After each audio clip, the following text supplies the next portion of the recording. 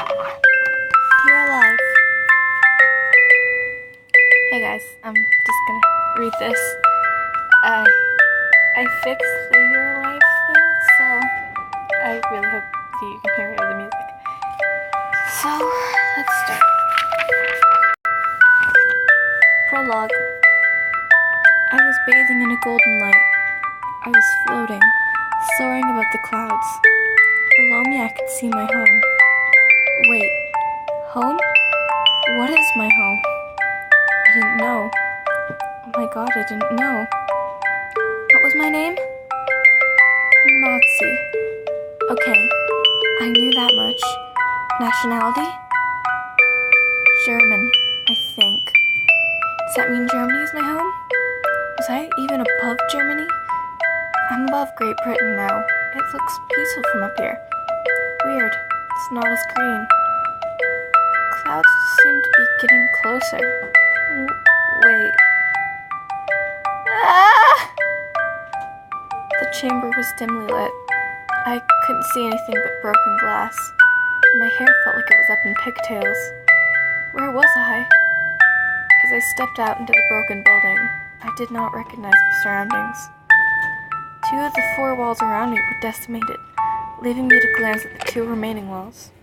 As I pulled the pigtails out and let my hair roll down my back, I noticed a half-charred table with clothes stained with soot. There was a name near the clothes. Children, the note read. Well, these aren't my clothes, but no one else is here, I said aloud. I wondered what had happened as I wandered through the hallways aimlessly. The destroyed walls were still too tall to climb, and even with me being tall, 5'6", climbing them would be impossible. Go to Malton. The hell? Is someone there? I shouted. It sounded like it came from behind me, but when I turned around, no one was there. But damn it, is this something out of a horror movie? I said. Okay, now I definitely knew I was German. Had I been kidnapped? My memory erased, and I could only remember my name and language? Who could have organized this? And more importantly, why? I sighed. Go to Malton, the voice repeated. Where's Malton? I asked, not expecting for the voice to respond. It's in the country of the United Kingdom. Your mission is to seek out all remaining nations. Commencing teleport in 3. What? I shrieked in confusion. 2. Oh, shit. 1. I held my breath, and for a split second, I felt like I was flying. My hair a mess, I saw that I was sitting on a small, wrecked playground. There was a short, undestroyed brick wall, almost as if the blast had destroyed only the insides of the playground. I blinked owlishly, and as I did, the voice in my head said something. Cry. What? Why was it telling me to cry? As I thought about it, my vision got blurry with tears. Someone, anyone, help me! I sniffed. Through the tears, I could see a figure rounding the corner. There he is, your first nuclear survivor country, the voice said to me. Alfred F. Jones. Prologue end.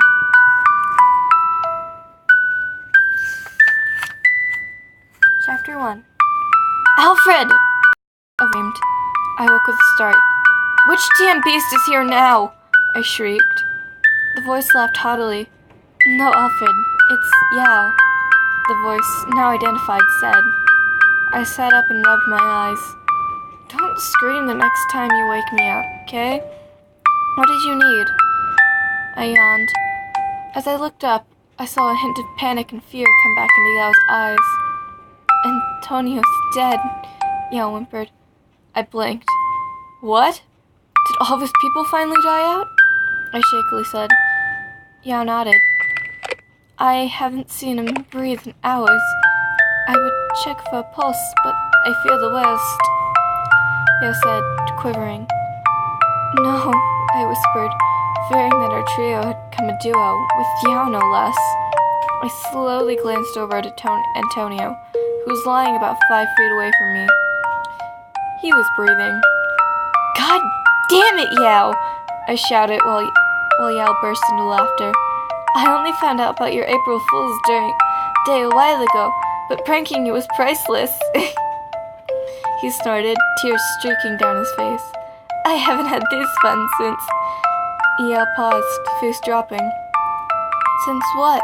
I asked, slightly laughing myself. I hadn't been April Fooled in a while, so I was kind of glad Yao had pulled that on me. But now Yao's eyes were filling with tears. "Since, even, and I..." Yao sobbed before bursting into tears. "Whoa, hey man, I'm sorry even is gone, but if you're going to remind me of..." I sniffed, remembering Arthur, all the time we had spent together, even from when I was a little colony. No, I had to keep living. For him. For my people. I sighed and stood up.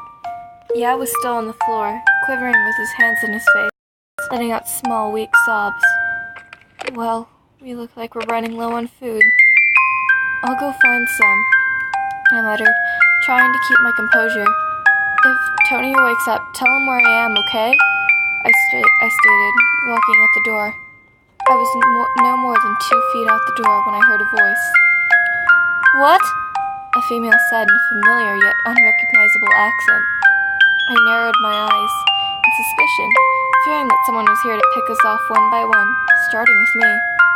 I rounded the corner to find a woman, probably aged 20, with medium-length platinum hair, a black streak in her hair, and probably the same size breasts, sobbing, in the middle of a playground.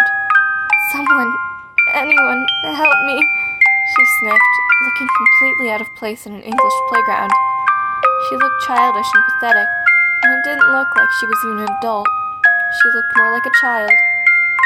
I sweat. I hadn't had contact with a female for the past few years. "Miss, are you okay?" I said. She looked up at me. "Oh, thank God. I need help. Please go to the supermarket. A relieved look took over her face as she passed out, probably from the shock of seeing another human being.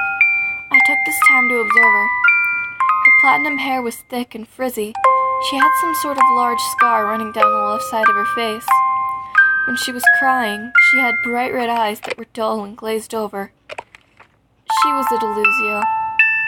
Yao and I coined that term for the people that would show up at random times, with accents of countries long past, begging us to find their children or their mother, shaking with fear and insanity, and oftentimes holding a dented switchblade in their bloody hands.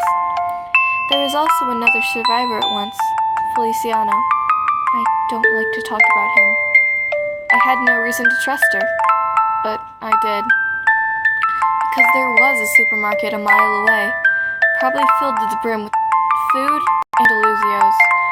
I sighed and hoisted the woman back on my back. She didn't appear armed.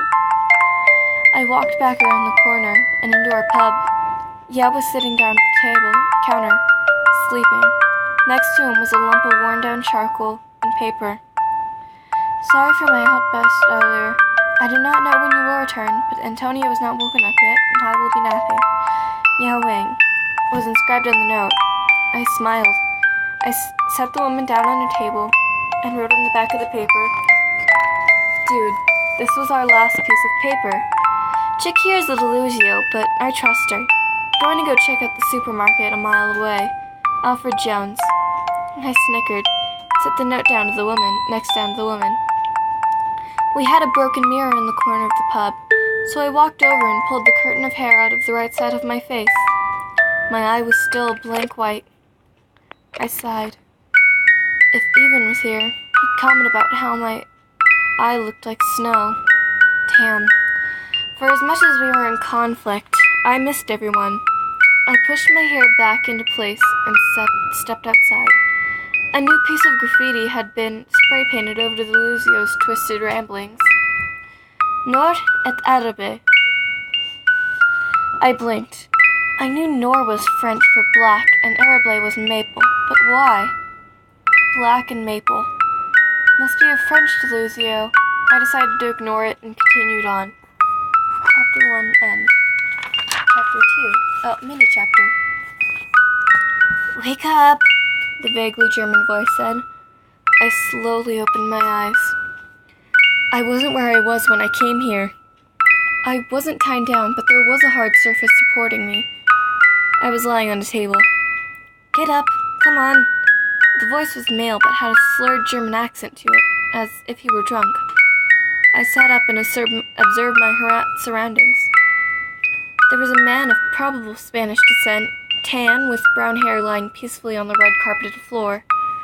At the counter, there was a male, face down, with a brown ponytail streaming down a red mandarin jacket that had oversized sleeves. See them? Good. Now, in the pocket of your coat, there should be 2 bags of powder, he said. Sure enough, there they were. The powder looked light blue. When either snores, pour some in the mouth. It should disintegrate immediately. Don't worry about some waking up. I hopped off the table and stood over the Spanish man. I tapped some of the powder in his mouth, and, like the voice said, it disintegrated, leaving no trace. Next was the malish-looking country at the table. I tilted their head to the side. So it was a he. His mouth was slightly ajar, so I poured some on his tongue. Good. Now go back to sleep, the voice commanded. I collapsed back onto the table.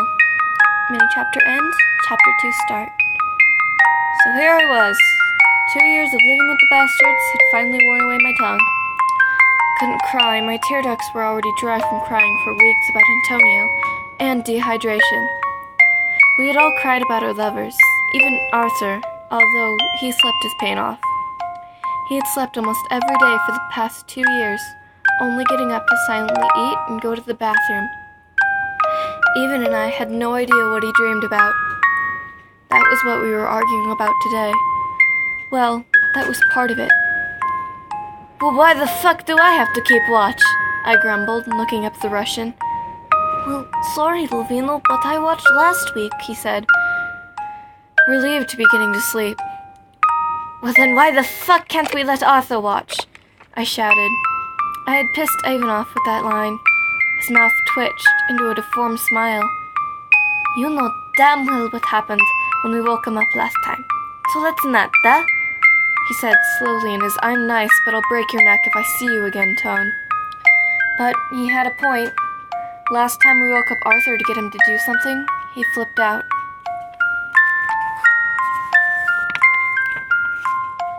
Flashback. Ethan walked over to Arthur. This was the first time we had woken up before, and for whatever reason, the air was tense. He gently shook Arthur's shoulder. Arthur, it's your time to keep watch, Ethan said. Arthur's eyes opened, but not with clarity in them. His emerald eyes looked dull and glazed over, and they soon filled with panic and fear. Who are you? He stuttered, pressing himself against the wall. Both Avon and I blinked in utter confusion. What? We chorused. Tears started filling Arthur's eyes. What did you do with Alfred? He whimpered. And why am I here? Arthur. I knelt down and tilted Bert's head up, my face stern. Alfred is dead. Us 3 are the last nations alive. Snap out of it. His eyes widened once more as tears streamed down his cheeks. So you bastards killed him. You killed him, you killed him, you killed him, you bastards! Arthur screamed, shaking his head in fear and denial. I slapped him. The sound reverberated off the walls. That seemed to calm him down. The shock on his face slowly faded, and his eyes closed. Both of us sighed in relief. Flashback over. Oh yeah, I muttered, only to find that even to take my deep thought moment to start sleeping. Hell, I grumbled, hopping onto the counter. I heard a knock. Hey, Delusio dudes? I have your kids and your wife or whatever. Chapter 2, end.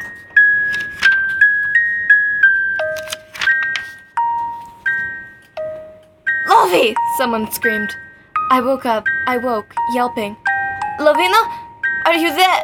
I blinked, spinning the bar stool towards the door to see it open, but no one seemed to have entered.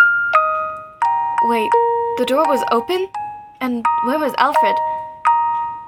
Yeah, I heard a quivering voice say. Turning around, I found Antonio, awake. He was probably the one that woke me up. What is it? It is surprising to see you up, I stated, fixating my glance on him. There's a woman right there on the table, he shouted. I was fearful of any disease that she may have brought in. Scanning the room, I found a young woman laying on one of the pub tables. I shut the door and cautiously approached her. A piece of paper with Alfred's messy handwriting was on the table. Dude, this was our last piece of paper. Shakira's delusional, but I trust her. Going to check the supermarket a mile away. Alfred Jones. I sighed. How stupid was he? Bringing a Deluzio back and running off to a Deluzio hideout. Antonio! I brought the woman and follow me. See, he yelped, standing up, grabbing the girl and put her piggyback style. Damned fool, I murmured, rushing out the door. Different point of view. All I remember was knocking on the market door and having it swung back onto my face. How? My head. I moaned, sitting up, placing my hands on the cracked blacktop. A voice whispered. My vision was still blurry, so when I looked up to see who it was, all I saw was a dark brownish mop atop tan skin. I tried to blink, but the blurriness was still there. It suddenly dawned on me that my glasses weren't on my face. Shit, I spat. I swear to fuck if they're broken, I will end every fucking Deluzio in this goddamn building, I hissed, patting the ground and finding them undamaged. I watched as my vision cleared. Standing there was Lovino, eyes wide, hands over his mouth. Oh my god, he kept whispering. I blinked once, twice, and a third time, just to make sure that what I was seeing was real. Lovino Vargas. The foul-mouthed Italian that shouldn't have existed after Italy unified. I stuttered, rubbing my eyes in confusion. His eyes got that familiar coldness to them. It's nice to see you here, he remarked, glaring at me. He was probably upset that... Wait, I didn't know he was mad at me. The fuck is with your attitude, I said. That seemed to take him back, but he soon regained his composure. No, it's fucking perfect. The one country I didn't want to see is the only other survivor besides me, Ivan, and even and Sleeping Beauty over there, he said, turning halfway and making a blunt motion to the corner of the room. My breath hitched. It was Arthur, and right next to him, Even. Chapter 3 end. Chapter 4 start. We were in a playground today. I was pouting as usual, sitting on a bench, waiting for his childish antics to finish. Really, Al, I can never understand why you still play on these things and not break them, I shouted at my boyfriend, who had just finished sliding down a slide. He turned to me and grinned his childish grin and began approaching me. Halfway to me, his hair grew over his left eye, and tears filled his right. Alfred? I said, confused. He started sprinting toward me, grabbing my arms and shaking me. Arthur, please wake up, he shouted. I blinked in shock and confusion, and when I opened my eyes again, I was in a hellish nightmare. Oh, God, I whispered. Knowing here was where they kept Alfred, and the same as here was where they had Alfred kept, in the same condition I was in. A shadow with white, blood-stained fangs and a black tuft of hair sticking out of his head stood in front of me. Arthur, the beast said, staring me down with his bloodthirsty eyes. Black matter oozed down his face, making something akin to a crying sound. What are you? I whispered, panicking. The creature wailed, burying himself into my chest. I missed you, the demon blubbered. I screamed, pressing my back against the wall. Why are you like this? Are you here to take me back to your lair? I shrieked. The creature paused. Iggy, he said, the once gravelly voice clearing to sound akin to Alfred. By this point, tears were streaming down my face. He sounded just like Al, but he couldn't be. One of the creatures had told me that he was dead.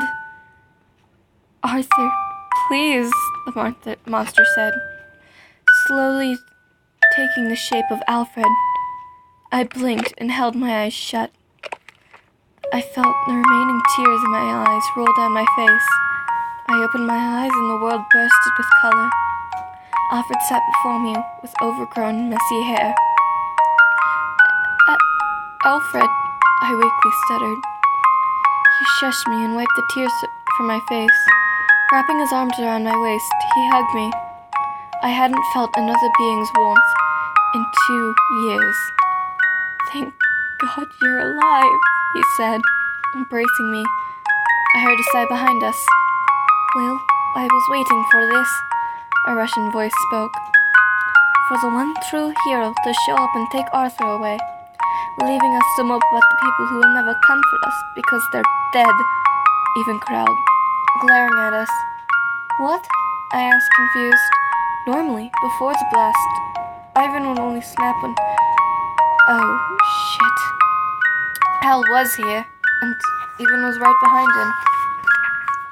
Instead of going and bashing in Alfred's face like he normally would, Ivan broke down, collapsing to the floor and crying hysterically. I miss them. I miss Taurus, Ravis, Edward, Natalia, Katska, and Yao, he wailed, burying his hand in his face. It was very rare that you would see Ivan, the great powerhouse, on the floor, looking weak and vulnerable. As if a sign from God, 2 voices spoke out. Antonio! One barked. Hurry up! Do you really want Al to be turned into a delusio? We both know that prolonged exposure to a delusio will turn you into one. Remember Feliciano? The Chinese voice shouted. See, but this puta is extremely heavy. The Spanish man whined. Ivan looked up, confused. Lovino, who had been standing in the corner, widened his eyes. Yo! Tony! They both shouted for their partner's name, scrambling to the door. Chapter 4 end.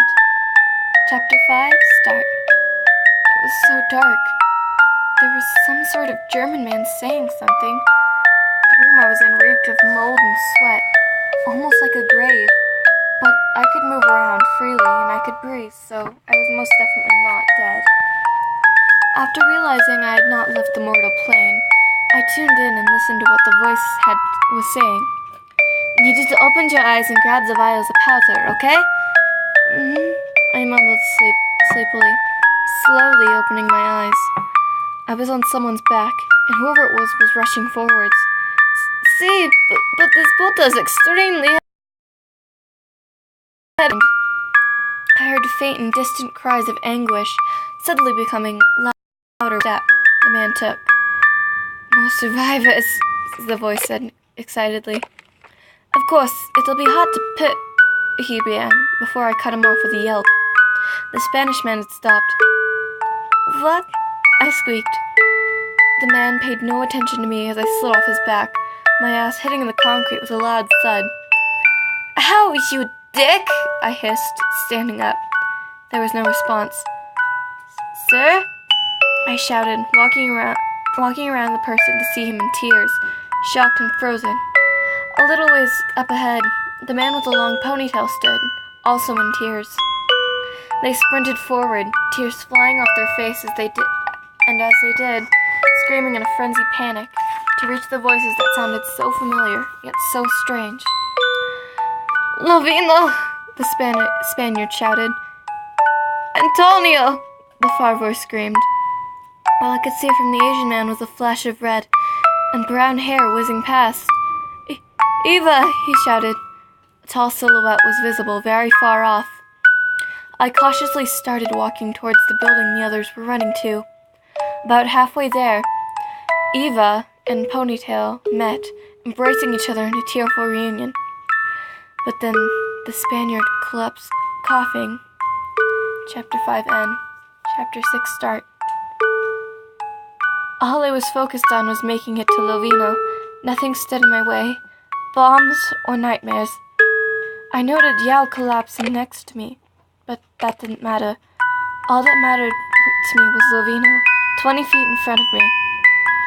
Lovino! I screamed, the air leaving my lungs further as I stumbled to him, tears trailing my face as my lungs felt like they were on fire.